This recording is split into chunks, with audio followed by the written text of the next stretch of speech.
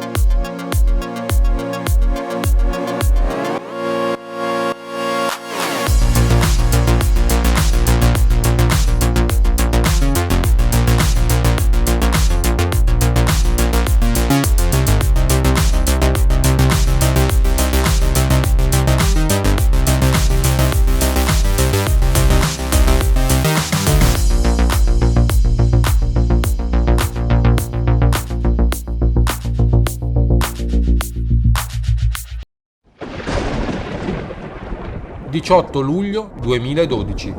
Al processo sulla morte di Mauro Rostagno, il controverso faccendiere siciliano Francesco Elmo, super testimone nell'inchiesta della procura di Torre Annunziata Check to Check sul traffico internazionale d'armi e preziosi, sostiene di aver preso parte a una struttura segreta vicina al Sismi e al Sisde, di cui avrebbero fatto parte anche i poliziotti Natale Mondo, Emanuele Piazza ed il colonnello Mario Ferraro, oltre ad altri da lui non identificabili.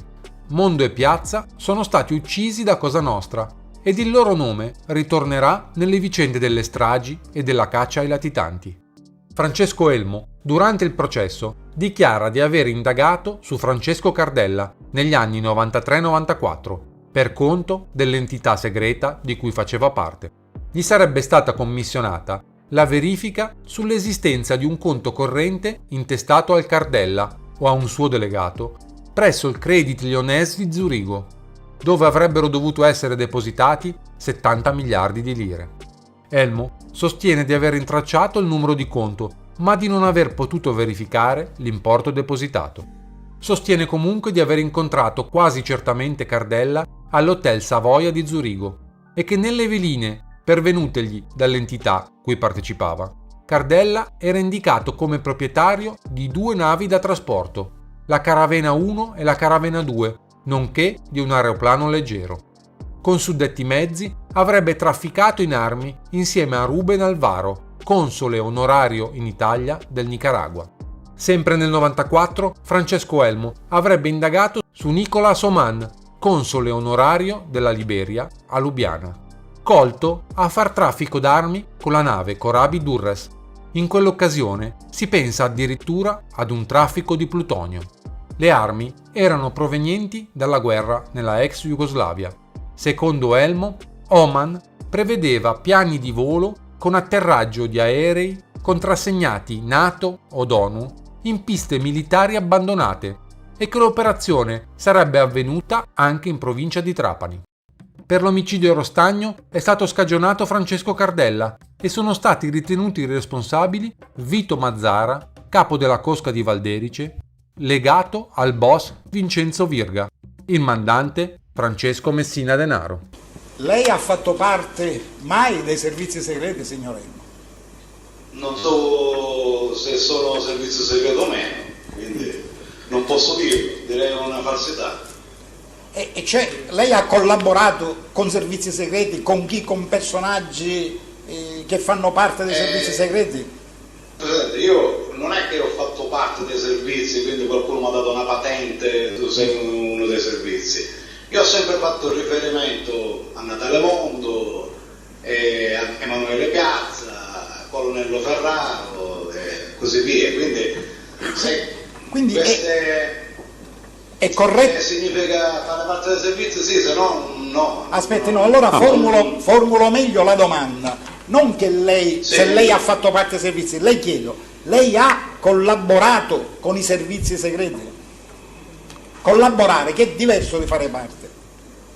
Il problema è che a priori non lo so se erano dei servizi segreti, erano poliziotti, un altro era colonnello dell'esercito, quindi la collaborazione viene fatta verso l'istituzione e poi loro erano dei servizi che a me non...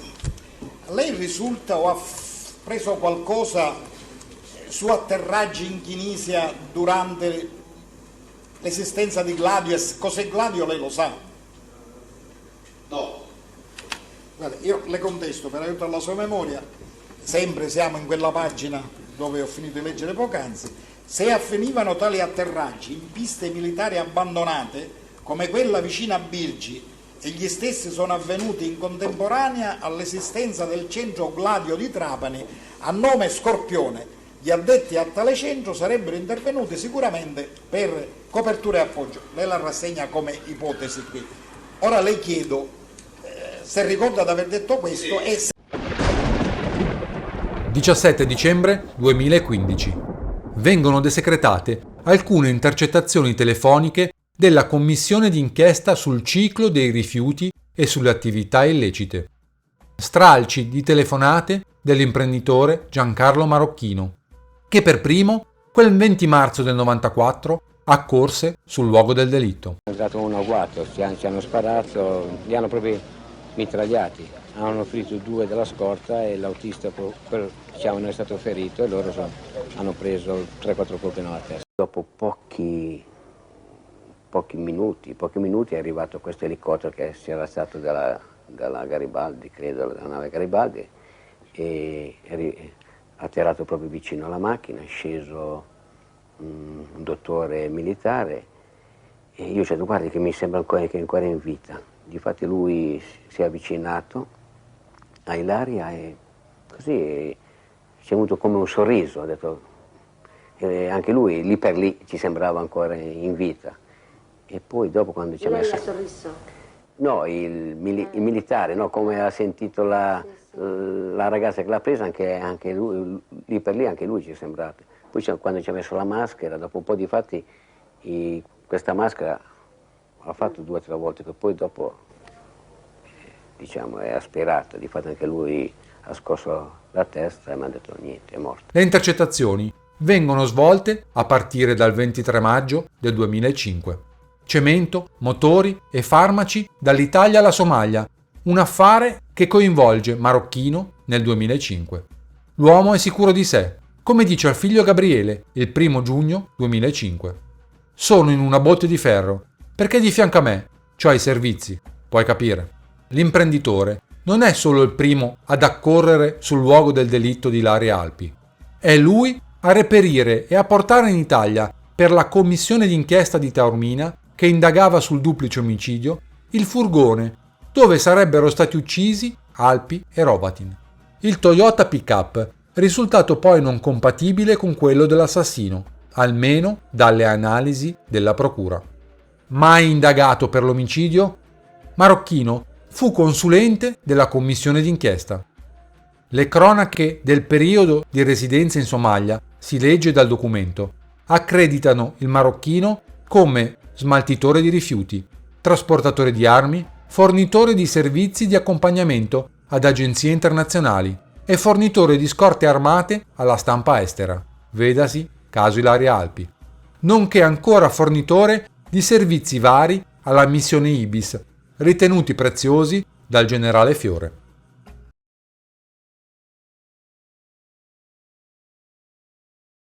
Nel 92 che io ho fatto una spedizione in Somalia, ho una nave della Scipico, dei pescherecci, quelli che governo Crax aveva regalato alla Somalia. Queste analisi erano questi piloni, che erano anche delle casse di armi.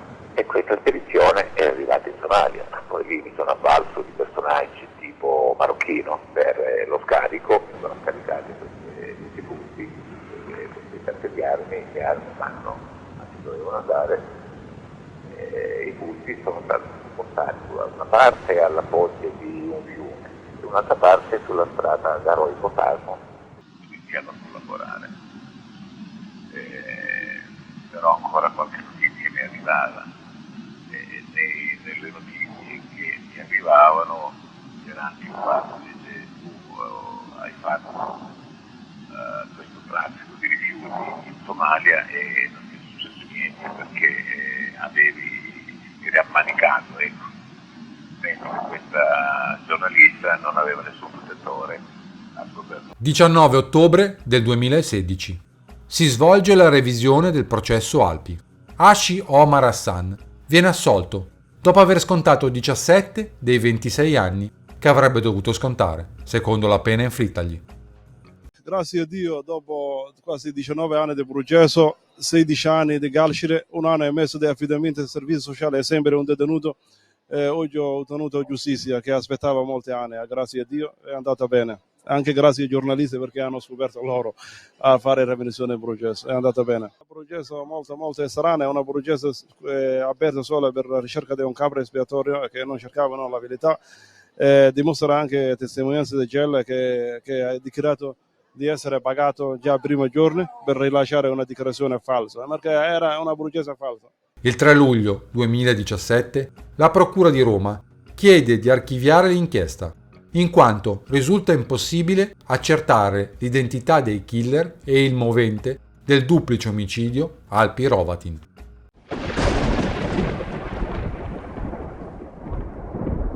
Vengono riaperte le indagini sul delitto di Via Poma. Le indagini sono contro ignoti, ma con particolare riferimento all'alibi del presidente dell'AIAG, l'avvocato Francesco Caracciolo di Sarno. Caracciolo avrebbe anche avuto un amico nei servizi.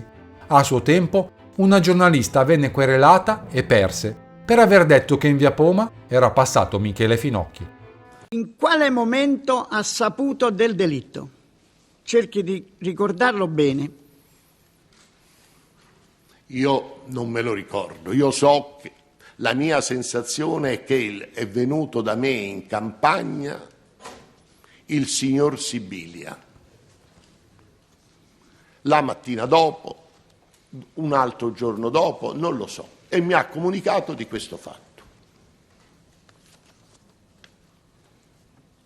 Poi non mi ricordo più niente. Non conoscendo, non essendo dipendente dell'associazione, non altro, a parte il naturale dolore, non potevo esprimere altro, cioè, nei confronti di una persona che riguardava un'altra società che era dipendente di altri. L'avvocato Caracciolo di Sarno. Tanto è cinico il comportamento di questa persona che gli stessi pubblici ministeri, il dottor Cavelloro e la dottoressa Calò, praticamente gli fanno un rimprovero. Dice: ma come? È morta una ragazza così giovane in questa maniera ignobile all'interno dell'ufficio di cui tu hai la rappresentanza e ti dimentichi completamente di essa? La risposta è stata assolutamente disarmata e sconcertante. Ma che mi importa? Non era mica una mia dipendente. Eppure è l'avvocato Caracciolo di Sarno che decide che Simonetta, contrariamente alle richieste, vada lì a lavorare il pomeriggio da sola.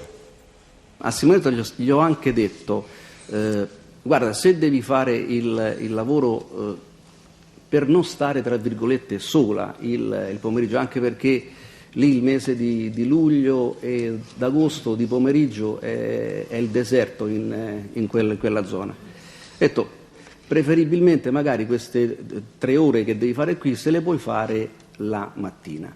Perché non è venuto a lavorare di mattina, come per esempio aveva proposto Menicocci, come aveva proposto la Baldi? Questo non glielo so dire. Non sa chi ha deciso? Ma in genere è il presidente Caracciolo che decideva, perché era lui il massimo grado. Chi decide che deve continuare la sera da sola, il pomeriggio da sola? L'avvocato Caracciolo. Le direttive chi le dava? Chi decideva i turni di lavoro? Chi decideva come doveva essere organizzato il lavoro e quant'altro? Teoricamente c'era un direttore di segreteria. Devo dire che ho aiutato molto spesso il direttore di segreteria nei suoi compiti, aiutarlo per trovare delle soluzioni sul piano pratico. E non dava le direttive?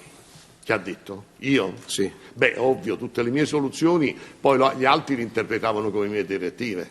Allora, lei ha detto prima di Cesaroni. Non l'ho conosciuta, non l'ho mai vista, non l'ho mai sentita, non sapevo il nome, non sapevo niente. Questo è il punto di fatto, quello che le posso dire. Il resto, gli altri, quello che possono pensare gli altri, non lo so.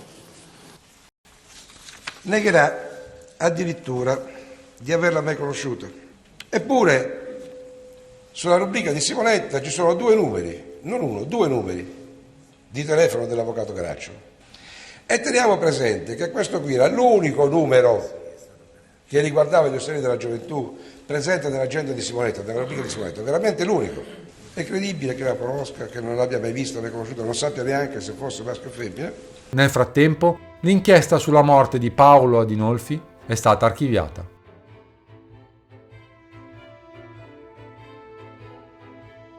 E così, seguendo la vita di Mario Ferraro, siamo partiti da via Fani e via Poma, per tornare in via Gradoli senza tralasciare la Sicilia e l'Africa. Un percorso lastricato di misteri, affari illeciti, omicidi e suicidi, o presunti tali.